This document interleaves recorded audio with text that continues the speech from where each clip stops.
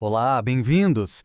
Hoje a gente vai mergulhar num dos livros mais surpreendentes e, olha, mais poéticos de toda a Bíblia, o Cântico dos Cânticos. Algumas pessoas também conhecem como Cantares de Salomão. E claro, a primeira pergunta que todo mundo se faz é: o que um poema de amor e um poema super apaixonado está fazendo no meio da Bíblia? Pois é essa a grande questão que a gente vai desvendar aqui. Então, para a gente entender esse livro, a gente precisa ir direto na essência dele, sabe? Antes de pensar em qualquer símbolo, em qualquer significado escondido, o Cântico dos Cânticos é, na sua raiz, uma celebração, e uma celebração poderosa do amor. Pensa só. Diferente de outros livros da Bíblia que focam em leis, em história, em profecias, Cantares é uma coleção de poemas, poemas líricos. O tema aqui é outro, é o amor romântico, é a atração, é o desejo. E tudo isso é expresso com uma poesia, nossa, riquíssima, mas de um jeito super direto, surpreendentemente franco. Ok, e quem escreveu isso? Bom, a tradição aponta para o rei Salomão, né? Famoso pela sua sabedoria e também pelos seus muitos romances. Mas hoje em dia, muitos estudiosos acreditam que, na verdade, pode ser uma coleção de poemas de vários autores que foram juntados depois. É um debate que, olha, está em aberto até hoje. Mas quem são as vozes que a gente ouve nesses poemas? Porque o livro é todo construído como um diálogo, sabe? É quase como uma peça de teatro. Então vamos conhecer os personagens principais dessa história de amor. A voz principal, a que a gente mais escuta e que meio que guia a história, é a da mulher, a amada.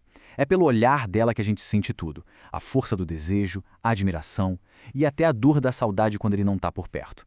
E ela não tem vergonha nenhuma de dizer o que sente, viu? Ela é muito direta. E do outro lado, claro, tem o amado. A gente não sabe bem se ele é um pastor ou um rei, mas a voz dele responde com a mesma paixão, na mesma intensidade. Ele enche ela de elogios, usa metáforas incríveis para descrevê-la, fica muito claro que a admiração aqui é uma via de mão dupla, totalmente. E tem mais gente nessa história. Existe uma terceira voz, que é o coro. São as chamadas Filhas de Jerusalém. Pensa nelas como se fossem a plateia, sabe? Elas observam o que está acontecendo, dão uns pitacos, fazem perguntas, elas interagem com o casal e ajudam a gente a entender o drama todo. Beleza, então já conhecemos as vozes. Mas, afinal, o que elas estão dizendo pra gente? Qual é a mensagem principal que pulsa ali no coração desses poemas? Olha, os temas são bem diretos e poderosos. O livro celebra sem rodeios o amor romântico e o desejo. A beleza do corpo é supervalorizada com metáforas que vêm todas da natureza. Imagina só, jardins, flores, animais, tudo isso para desenhar a imagem de um amor que é exclusivo, que é intenso, que é inabalável. E tem uma frase que talvez resuma tudo isso de um jeito uau. É de Cantares capítulo 8. O amor é forte como a morte. Pensa no peso disso. É uma declaração muito, muito forte sobre a intensidade e a permanência do amor de verdade. Tá, mas aí a gente volta para aquela pergunta do início, né? Como é que um livro tão terreno, tão sensual, entrou para a lista de livros sagrados da Bíblia? A resposta para isso está nas diferentes maneiras que as pessoas leram esse livro ao longo da história. E aqui a coisa se divide em dois grandes caminhos.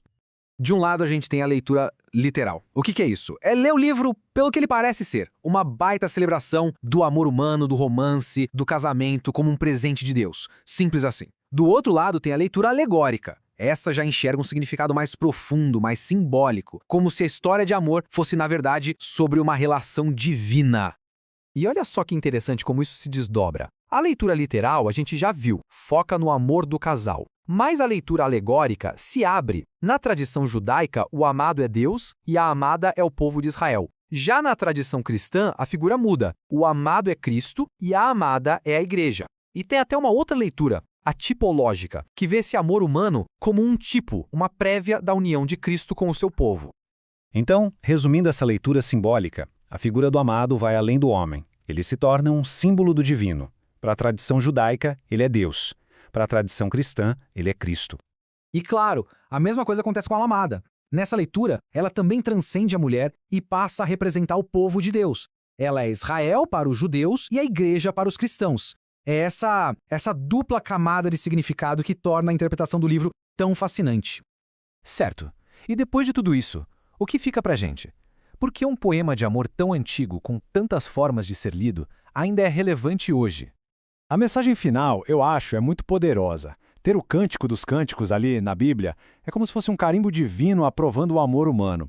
É o livro dizendo pra gente que atração física, desejo, romance, nada disso é para ser escondido ou visto como algo ruim. Pelo contrário, são presentes sagrados e foram feitos para a gente celebrar em toda a sua plenitude. E isso tudo leva a gente a uma reflexão final, né? Como pode um amor tão humano, tão cheio de paixão, de corpo, ser também o espelho do amor divino? A grande sacada do Cântico dos Cânticos talvez seja essa: nos mostrar que não precisa escolher entre um e outro.